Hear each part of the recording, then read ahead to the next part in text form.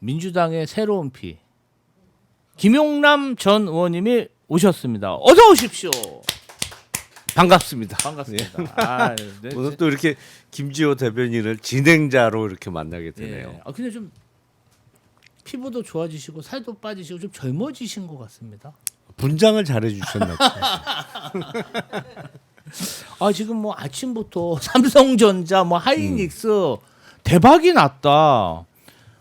엄청난 이익을 거둬들였다. 뭐 이런 소식들이 막 쏟아지고 있고 뭐 코스피 사상 첫 5,200 돌파.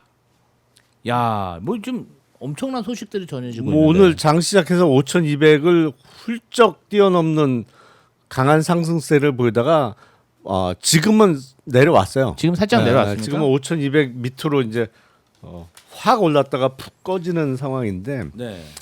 뭐 그 건강한 조정 이런 게 필요할 상황이기도 해요. 너무 급하게 올라서.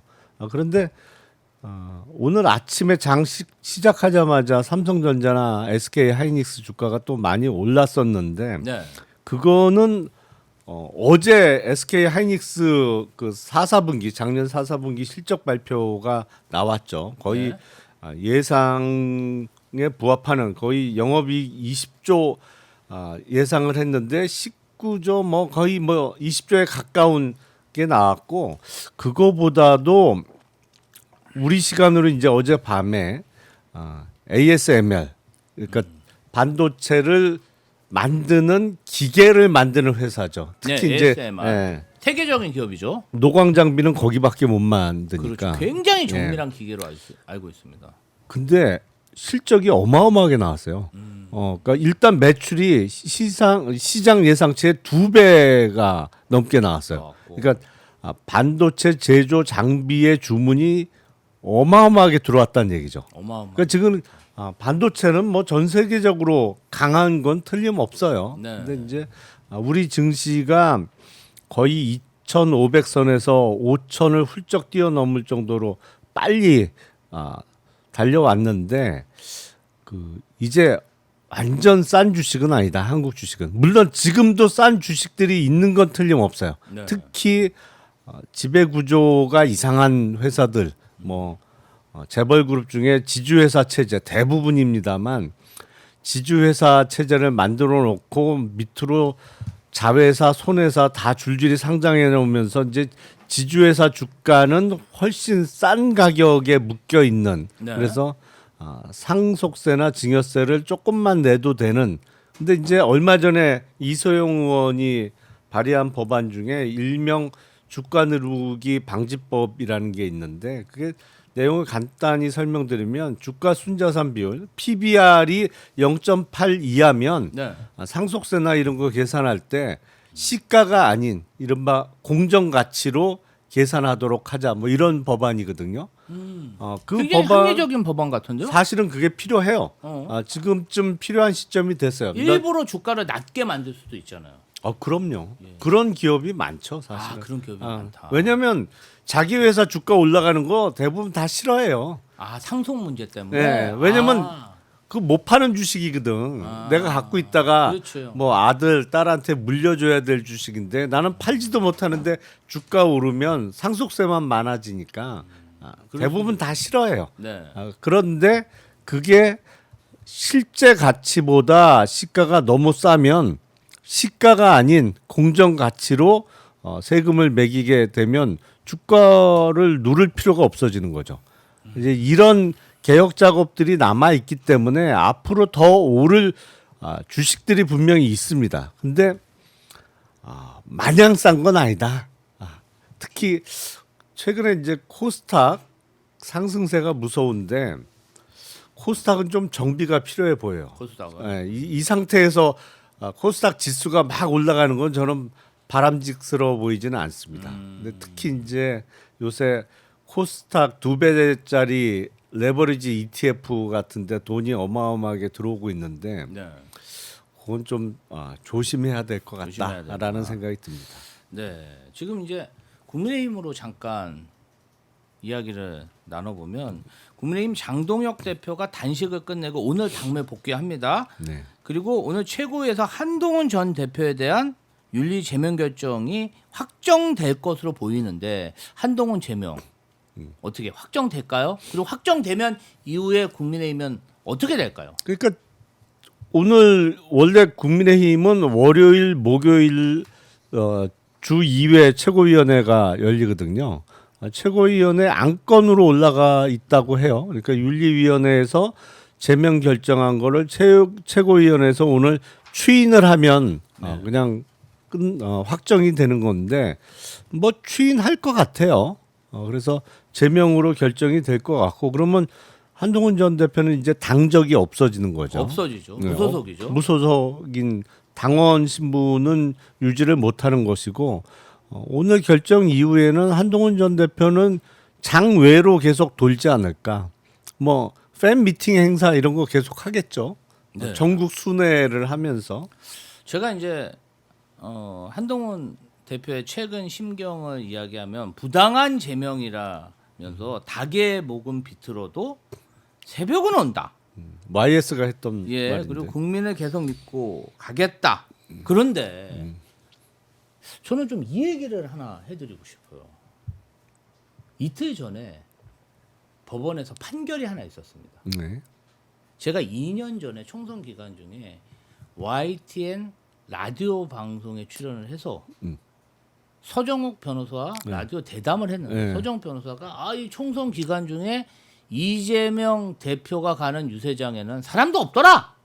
뭐 그렇게 얘기를 했어요. 그래서 제가 그거 맞받아쳐서 그리고 그 반면에 한동훈 유세장에는 구름처럼 사람이 많이 몰려온다 이렇게 주장을 하시더라고요. 네. 그래서 그것은 동원이다. 원래 3시간 전부터 관광버스가 구름대처럼 몰려 있다. 제가 이제 그거 설명해 드렸어요.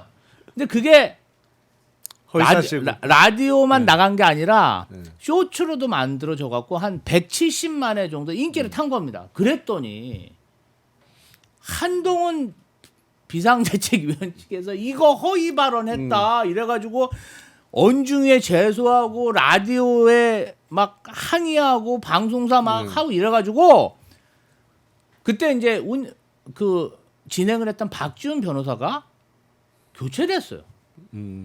그리고 YTN 라디오 예, 진행 아침 그리고 진행했었죠. 저는 끝난 줄 알았어요. 그게. 그런데 그 총선 이후에 7개월 후에 한동훈이 당대표로 돌아옵니다. 네.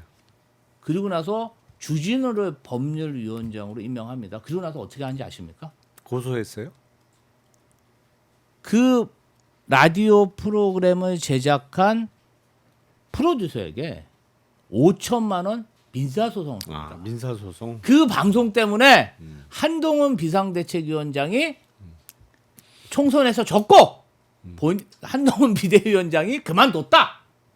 이 5천만 원짜리 민사소송을 걸었는데 이후에 바로 그제 기각됐겠네. 법원에서 네. 원고 패소 네. 판결을 내렸습니다. 네. 아니 이런 자들이 지금 YS의 닭의 목을 비틀어도 새벽은 아니 이런 악질적인 정말 언론인들을 탄압하고 제작진들을 질 줄 알면서도 소송을 건 거예요. 그래서 제가 뭐 방송계 보수 유튜브에 나가서 그런 얘기를 했더니 본인들이 그럼 국민의힘에 좀 자기들 알아보겠습니다. 뭐 그 내용을 보내주세요. 그래서 보내줬어요. 알아보더니 이런 건이 너무 많아가지고 그것만 취하할 수 없다 그러더라고요.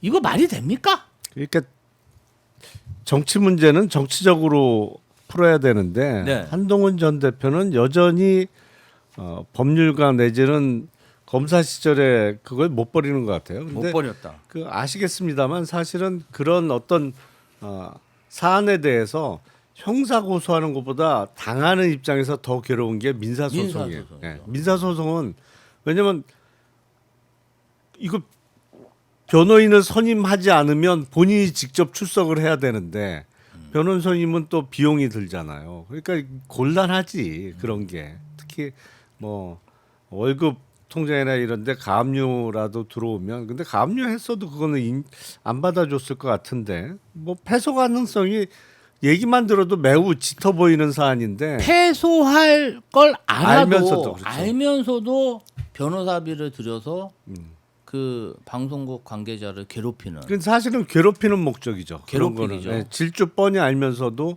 괴롭히는 목적으로 소송을 거는 경우가 있는데 그거는 좀 치사하죠. 그런 거 아니겠습니까? 앞으로 너 조심해. 그런 거죠. 예. 나 이렇게 한번 말 잘못하잖아. 아니 근데 왜 김지호 대변인한테 소송을 걸어야지 말한 사람한테 걸어야지 왜 저는 뭐- 라디오 PD한테 걸었어? 저는 근데? 하나만 하니까 얘기하면 더 떠들고 다니니까 야 방송국 PD를 민사소송. 라디오 PD가 뭐 그 생방송에 발언하는 걸 어떻게 막을 수도 없고 아니, 뭐 어떡하라고 그걸. 그리고 그 판결문에서도 네. 아니 그게 뭐가 잘못됐냐 뭐 그렇게 얘기하니까 대담 중에 얘기한 거고 실제로 동원을 하는 게 사실 아니냐 그렇게 판결문에 적혀 있어요. 야 참. 그런데 이런 사람이 본인이 뭔가 좀 탄압을 받으니까 닭의 목을 비틀어도 새벽을 온다. 본인이 그냥 비틀고 다닌 거 아닙니까? 본인이 손해 보는 건 못 참는 거지. 그렇죠.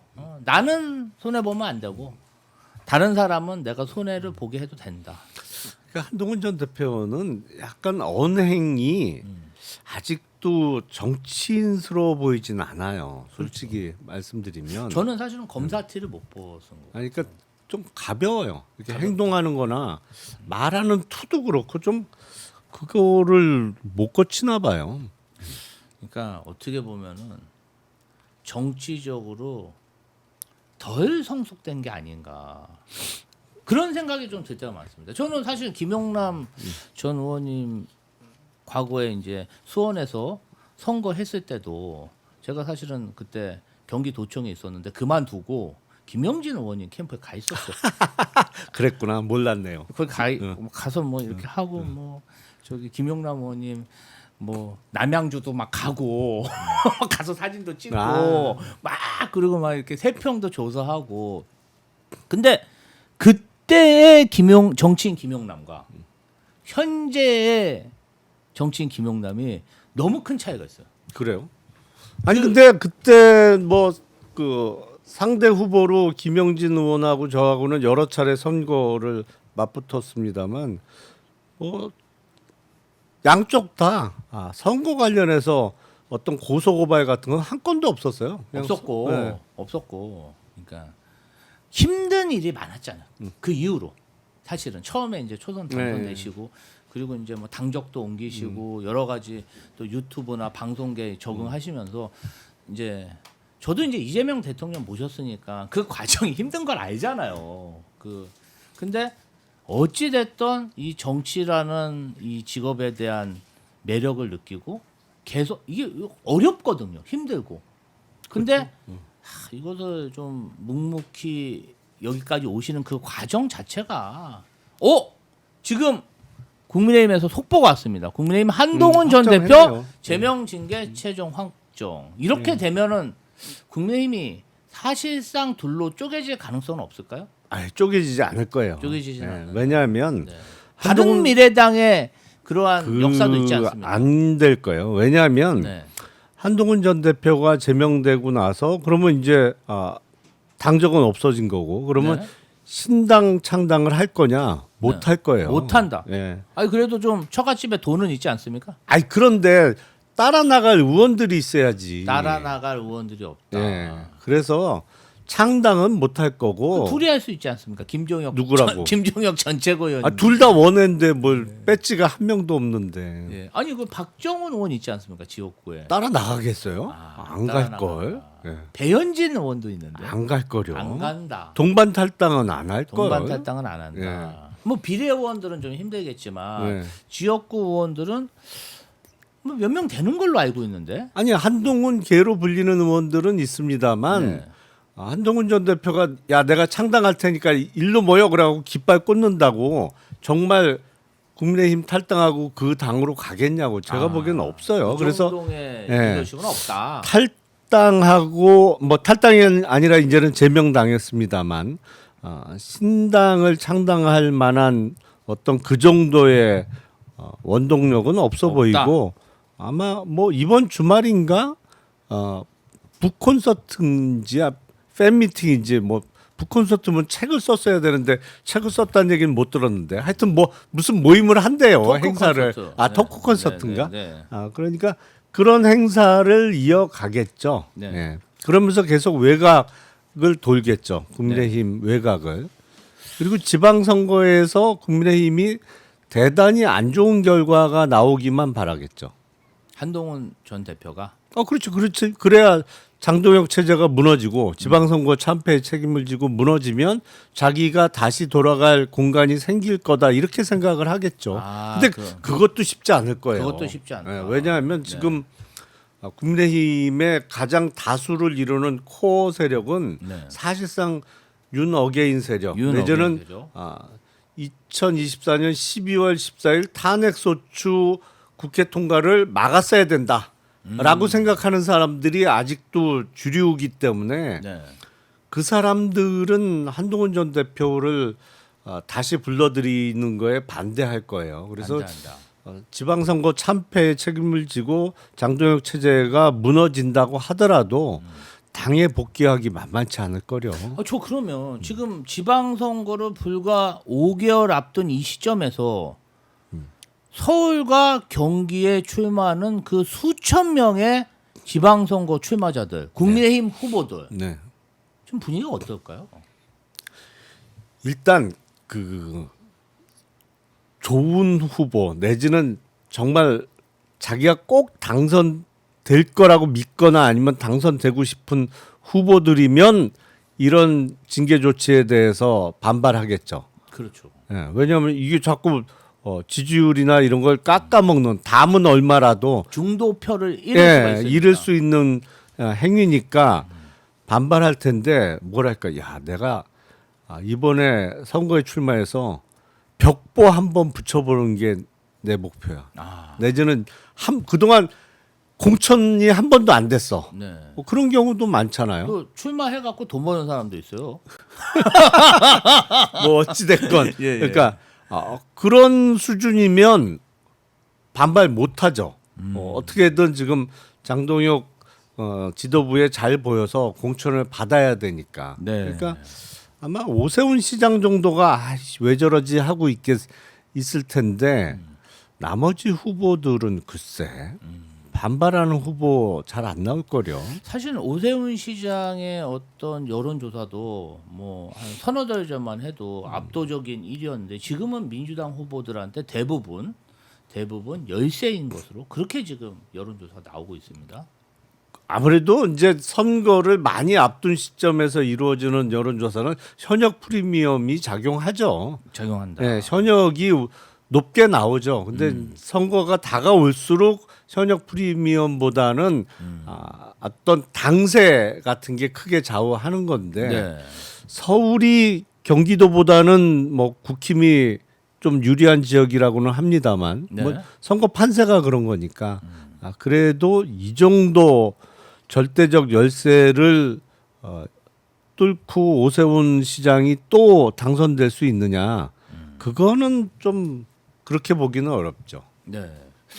어제 정말 분노의 재판이 있었습니다. 다들 이진관 판사의 그 한덕수 23년형 그 판결을 야 이제 사법부가 정신 차렸나 보다 이럴 줄 알았더니 아니 어제 우인성 판사가 제대로 김건희 재판 관련해서 국민들을 현타 때리는 그런 재판이 있었습니다. 어제 김건희 1심 1년 8개월 1281만 원 추징. 어떻게 보셨습니까? 일단 유무죄가 많이 갈렸잖아요. 그러니까 네. 기소된 내용 중에 상당 부분은 무죄가 선고됐는데 네. 도이치모터스 주가 조작과 관련해서 무죄는 도저히 수긍하기가 좀 어려워요. 어렵다. 그 정도 가담이 있었는데 이게 공범이 안 된다고? 아니 주가 조작인지 알았고 네. 돈을 막 몇십억을 벌었는데 네. 아무런 죄를 묻지 않는다는 게 그게 그러니까 우리나라 사법 체계의 본질입니까? 그러니까 시세 조정이 이루어지는 거는 알았는데 이제 공범으로 처벌하려면 행위 분담이나 이런 게 있어야 되는데 그게 없었다는 건데 지금 행위 없었다는 분담이 있었잖아요. 이른바 그렇죠. 7초 매매. 그러니까 주가 조작의 공범들끼리 서로 메시지를 주고 받잖아요. 3,300원에 8만 조 때려 주삼. 그렇죠. 하니까 그 메시지 주고 받은 7초 후에 김건희가 실제 주문을 8만 주 매도 주문을 내잖아. 기다리고 있었던 거죠. 그러니까 아니 딴 일 하다가 7초 후에 어떻게 매도합니까? 아니 근데 이게 행위 분담이 없었다고? 없었다. 이거는 조금 납득하기 어렵죠. 그리고 그 주가 조작의 공범이 이제 블록 딜을 했던 모양인데 블록 딜이라는 건 그 정규장이 끝난 다음에 한꺼번에. 그렇죠. 한꺼번에 이제 뭐 10만 조, 100만 조 이렇게 정해 놓은 물량과 가격에 이제 정규 시장 이후에 장외에서 거래하는 건데 그 블록 딜을 나중에 김건희가 알고 뭐 난리를 쳤다는 거예요. 근데 주가 조작의 공범들 간에 중간에 틀어지거나 깨지는 경우 어마어마하게 많아요. 서로가 서로를 네, 속이는. 못 믿어요. 이게 끝까지 유지되는 게 오히려 소수예요. 그렇죠. 그러면 중간에 깨지거나 아니면 일부 딜에서 소외된 사람이 있다고 그게 주가 조작이 없던 거냐? 절대 그게 아니거든. 그렇지 않죠. 아니 그 딜에서 소외된 거지. 전반적으로 이 도이치모터스 주가를 끌어올려서 여기서 돈 좀 벌어보자라는 건 다 동의가 있었던 것이고 실제 거래에 참여를 했잖아요. 그렇죠. 그리고 더군다나 어제 무죄를 쓰면서도 이게 방조는 될 수도 있을 것 같은 여지를 남겨뒀는데 이게 공동 정범으로 기소된 내용에 대해서 방조 혐의가 인정되면 방조를 공범에 대해서는 무죄를 쓰더라도 방조 부분은 유죄를 선고해도 돼요. 네. 그게 반드시 공소장 변경이 있어야만 할 수 있는 건 아니에요. 보다 그런가요? 적극적이라면 재판 진행 중에 방조에 대해서 예비적으로라도 공소장 변경을 해보시죠라는 요청할 수도 있죠. 그걸 할 수도 있죠. 이진관 판사가 그렇게 했잖아요. 그렇죠. 예. 그렇게 공소장 변경을 권유할 수도 있고 네. 이제 이진관 판사가 그렇게 공소장 변경하라고 권유했던 거는 더 큰 죄로 공소장을 변경하는 경우이기 때문에 처음에 특검에서 기소한 거는 내란 방조로 기소를 했잖아요. 근데 내란 주요 임무 종사자는 공소장 변경 없이는 인정 못합니다. 이른바 불고불리라고 해서 기소가 되지 않은 기소된 것보다 더 큰 죄를 공소장 변경 없이 인정할 수는 없어요. 다만 기소가 된 거에 일부분을 인정할 수는 있어요. 그러니까 방조 혐의가 인정되면 그거라도 유죄를 썼어야지. 그러니까 너무 소극적으로 판결을 한 거 아닌가라는 생각이 들고 명태균 씨 관련한 여론조사 부분과 관련해서도 어떻게 무죄가 나올 수가 있어요? 그러니까 첫 여론조사 결과를 받아본 건 무죄일 수도 있지. 예를 들어서 사전에 아무런 의사소통 없이 명태균 측에서 일방적으로 여론조사를 보내온 거라면 그걸 뭐 어떤 SNS를 통해서 받은 거라면 그 부분 58회에 걸친 여론조사 중에 첫 번째 여론조사는 무죄 판결과 같은 이유로 뭐 제외될 수 있지만 지속적으로 받고 그거에 대해서 또 답장도 보내고 실제 활용이 됐잖아요. 근데 뭐 여론조사와 관련해서 계약서를 체결한 적도 없다 그러는데 나쁜 짓 하는 사람이 누가 계약서 체결하고 하는 사람이 어디 있어요? 체결한 사람 있죠. 누구? 오세훈 측근은 계약서 체결했죠. 3,300만 원 준 거? 아니 하는 경우가 오히려 소수지. 그렇죠. 나쁜 짓 할 때는. 예. 근데 어찌 됐든 그러한 부당한 여론조사가 제공됐고 그에 대한 반대급부로 김영선이 공천됐고 그 김영선의 세비를 반반씩 나눠 가지고 있는 것은 다 팩트 아니겠습니까? 네. 이제 많은 대한민국 국민들이 이 사항에 대해서 관심을 가지고 언론이 관심을 가지고 있는 것은 사실은 이게 정말 대한민국 민주주의와 선거제도를 파괴하는 굉장히 악재적인 범죄 행위라고 보고 다들 관심이 있는 건데 이에 대해서 사법부가 면죄부를 줬어요. 앞으로 그럼 이런 행위를 된다는 가이드라인을 조희대 사법부와 우인성 재판부가 제시한 거 아니겠습니까?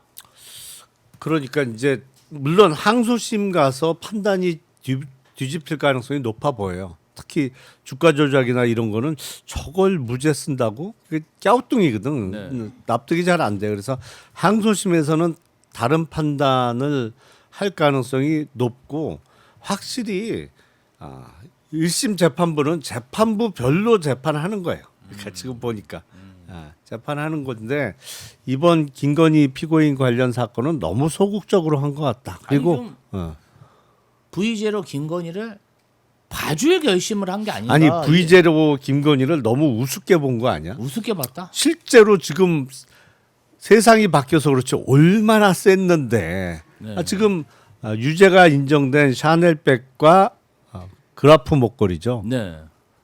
그게 알선 수재로 기소가 됐잖아요. 네.